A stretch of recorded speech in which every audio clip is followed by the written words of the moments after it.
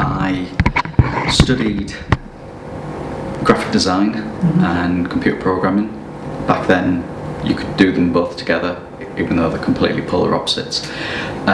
So I did that. I passed, and I thought instantly, right, I'm just going to go straight into university and stuff. So I actually came to Teesside University, fresh-faced, and started studying. For the first year, I was really enjoying it. And then I had a bit of a wake-up call. I had the opportunity to go down to London and interview for the BBC as a graphic designer. So I took my portfolio down, and they had a look at it. And when you get interviewed, you always get told never have your questions at the end of the interview saying how much do you earn, or talk about money or anything like that. But I knew I wasn't going to get the job, so I went straight in with how much is it? Because when they advertise it, it says, oh, the pay grade is something like 15D, and it means nothing to anyone that's applying for a job. So I said, how much do you earn when you start?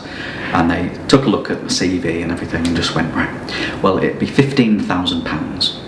And I went, I'm a young lad living in Borough, and I could go down and have to live in central London for 15 grand a year. And I just went, nah, if that's the best I can get when leaving university, I'm out. So I dropped out of university. I had every job under the sun that I could think of. I worked in call centres, as most people in the northeast do. When I worked at Orange, I ended up working in the corporate business section, and then I went into training. And then I just wanted a job, a career that I knew that I could go into, and it was almost like a job for life. The reason for next question, when did you decide you wanted to be in the police force? Secretly, I always wanted to be a policeman, police officer, and the only downside is I'm barely 5'8", I'm 5'7.5" or something, and I thought I wasn't going to be tall enough, I wasn't physically strong enough, you know, I'm not a big lad, and I didn't think I could ever be a copper, because when I was 18, you had to be 6 foot and, you know, built like an outhouse. So I decided, I think back then I was a taxi driver at one point, and I decided that if I couldn't be a police officer, I'd be a prison officer. So I applied the prison service, and you don't apply for a local prison or anything, it's a national thing. So I got accepted, and then they sent me to Birmingham to a Cat B prison. Horrible prison it was, and I started working there, and immediately I hated it because you're locked in with everyone. And at the back of my head, I just kept on saying to myself, hang on a second, you've just done all this training, which is effectively the same as the police. Why not just be a copper? So I left, came back up north, and continued to be a taxi driver and working for other businesses whilst I applied for the police. And finally in 2005, I managed to join. And what rank did you get up at when you were in the police force?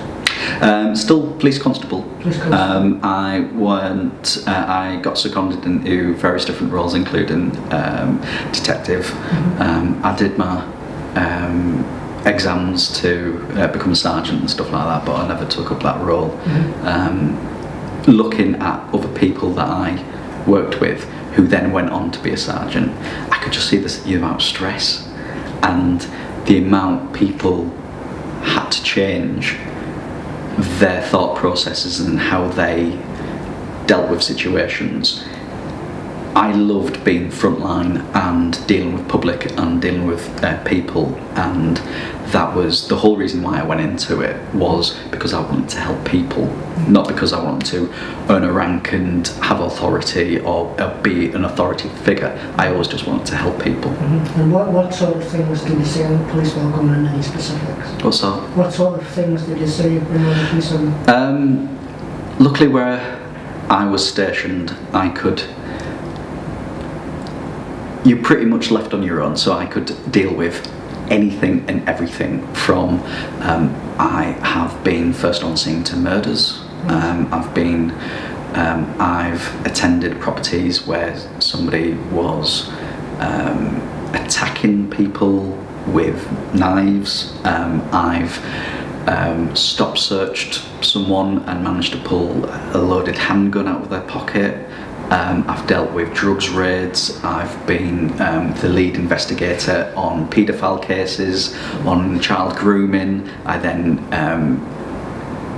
took over a role where I dealt with most of the cybercrime and electronic crime for the Scarborough area, which basically just meant that whenever there was a job that somebody didn't like and it involved like Facebook or child grooming or anything, they knew I was dealing with a similar one and just sort of said, would you deal with it? And I was like, yeah, no problem. So I dealt with a particular one that involved an international link where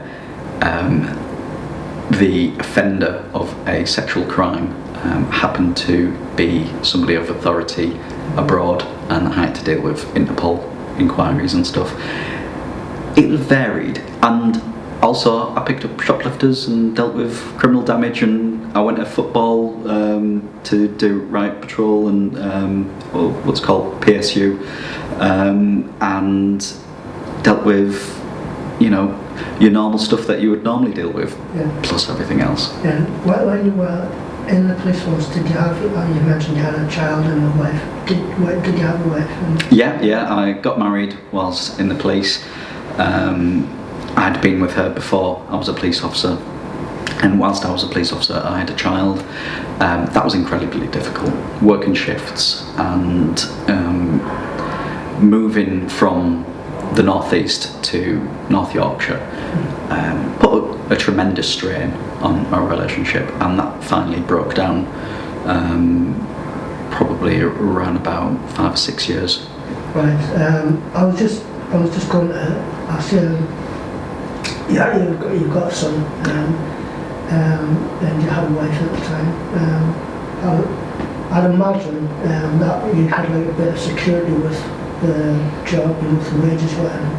What made you decide to leave the police force? So the money was good, and it did give you that security of knowing that you were getting a wage no matter what was happening. Yeah.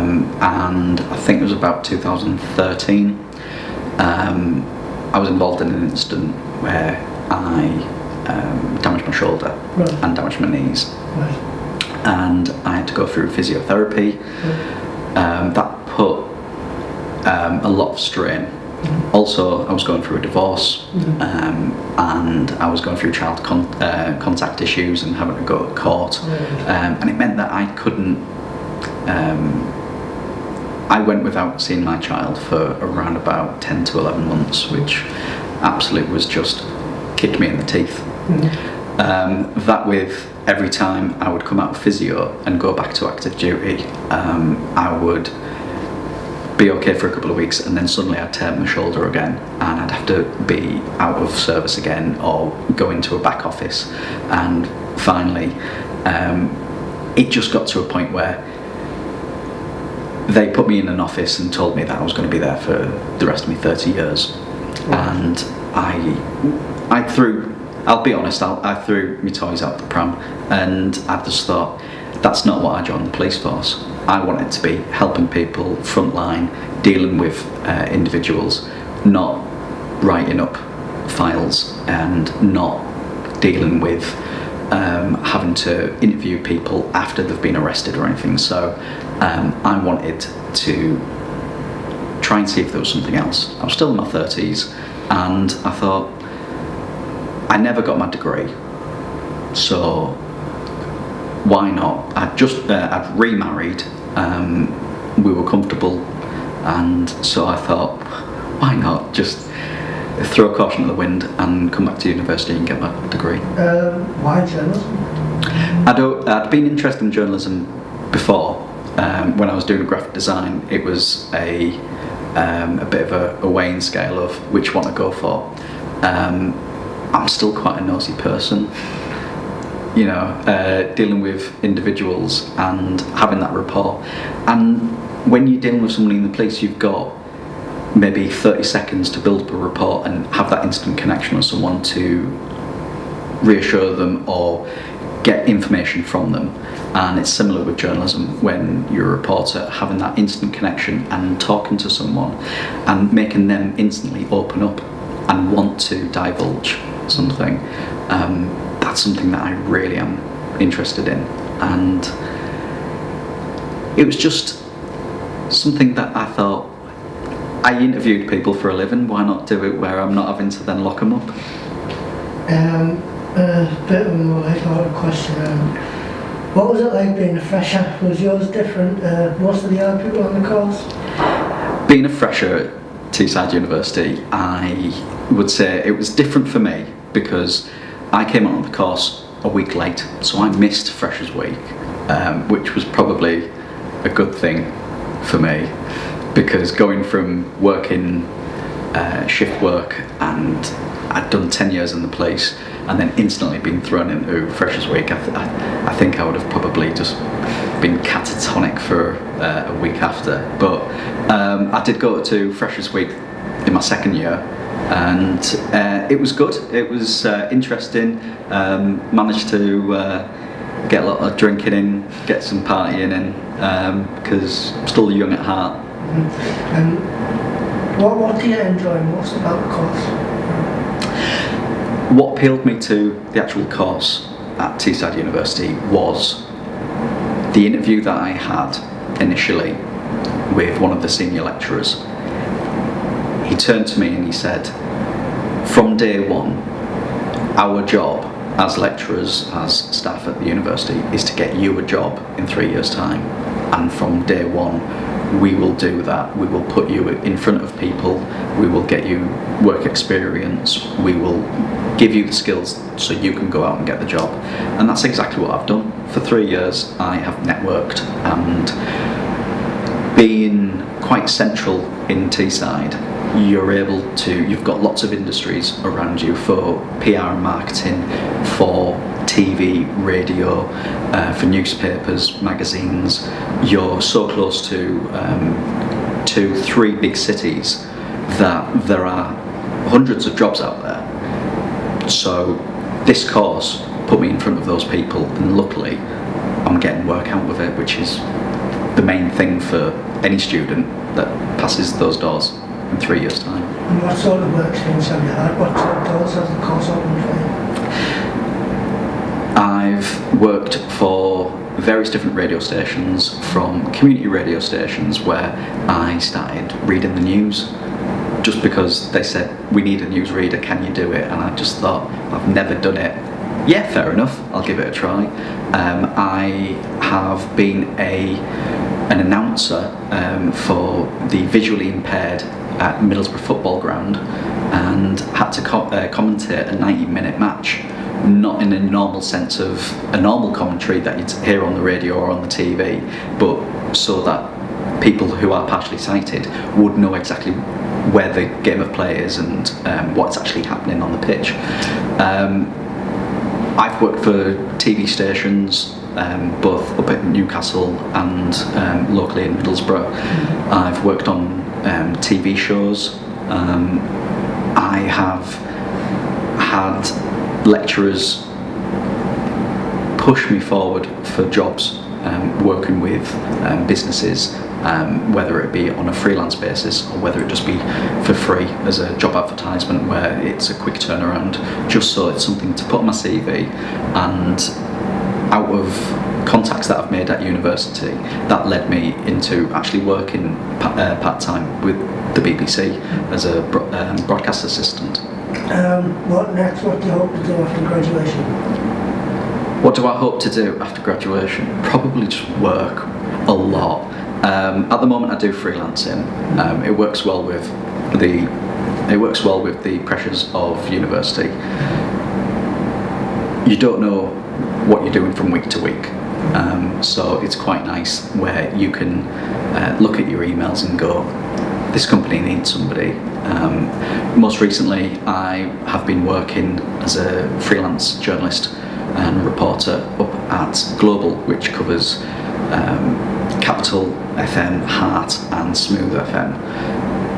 That's been brilliant. Whilst I've been with them, I would go on jobs and see other journalists, and I actually got talking to other journalists and editors whilst up there, and that's led on to future work as well.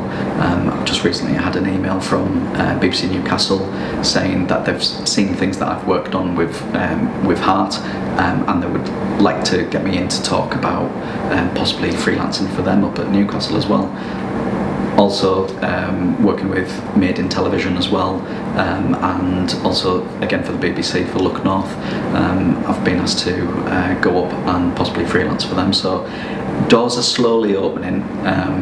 Right now we've got just over a month of, just under a month of working here at Teesside University, so hopefully something will come of that, and hopefully freelancing will move into full-time work. Excellent. Thank you.